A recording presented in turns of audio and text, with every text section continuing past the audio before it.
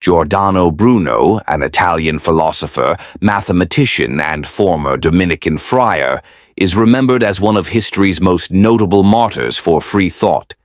Born in 1548 in Nola, Italy, Bruno developed groundbreaking ideas in astronomy, theology, and philosophy that ultimately challenged the Catholic Church.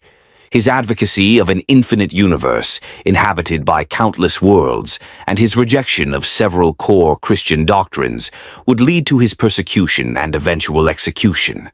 Bruno's story is a powerful example of the clash between rigid dogma and the advancement of knowledge. Bruno joined the Dominican order as a young man and studied theology and philosophy, becoming a friar in Naples. His brilliant mind quickly propelled him beyond traditional teachings. During his studies, he began questioning widely accepted beliefs, including the nature of the universe and the teachings of the Catholic Church. This intellectual restlessness led him to develop theories that diverged sharply from orthodox views, especially his bold belief in an infinite cosmos filled with countless worlds. Bruno argued that stars were distant suns, each potentially surrounded by its own planets that might harbor life, a theory that radically expanded upon the heliocentric model of Copernicus, which was already controversial. Bruno's philosophy wasn't limited to cosmology. He challenged many established religious views, too. He questioned the Church's doctrines on the nature of God, the divinity of Christ, and the Trinity, considering them restrictive to human understanding of the divine. He saw God as an infinite presence permeating the universe rather than confined to human-centric teachings. Bruno's view of the divine was deeply intertwined with his concept of the cosmos. He saw God not as a detached creator, but as actively present within the universe itself.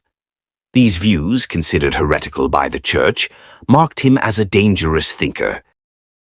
In 1576, facing charges of heresy, Bruno fled his monastery and began a life of wandering through Europe. He spent years moving between France, England, and Germany, teaching and writing wherever he could. He found a brief period of acceptance in England, where he lectured at Oxford, but he clashed with scholars there over his cosmological ideas and criticism of Aristotelian views.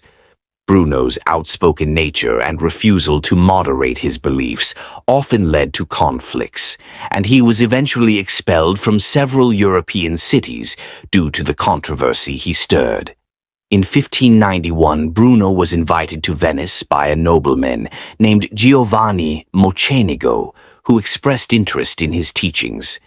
This invitation marked the beginning of Bruno's tragic downfall. Mocenigo soon became disillusioned with Bruno and reported him to the Venetian Inquisition, accusing him of heresy. Bruno was arrested and questioned, but his trial would eventually be transferred to Rome, where the Inquisition was determined to make an example of him. Over the course of 7 years, Bruno faced intense interrogation by the Roman Inquisition, which demanded he renounce his beliefs.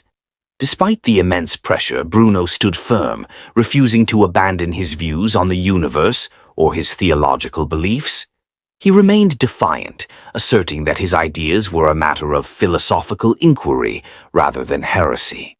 Bruno's resistance further infuriated the Church, which saw his theories as a profound threat to its authority. In January 1600, Bruno was found guilty of heresy on multiple counts, including his belief in an infinite universe, his rejection of several key Christian doctrines, and his teachings that were considered blasphemous and seditious. The Inquisition condemned him to death by burning. Bruno's last recorded words were resolute. He is famously reported to have said to his judges, "Perhaps you, my judges, pronounce this sentence against me with greater fear than I receive it." His defiance in the face of death underscored his commitment to his beliefs and his refusal to conform to doctrines he found limiting. On February 17, 1600, Giordano Bruno was burned at the stake in Rome's Campo dei Fiori. His execution shocked many in Europe, as Bruno was widely regarded as a brilliant, if controversial, thinker. His death marked a tragic moment in the history of intellectual freedom, as his ideas about the universe would later find validation through the works of scientists like Galileo and Kepler, who also faced scrutiny for challenging orthodox views.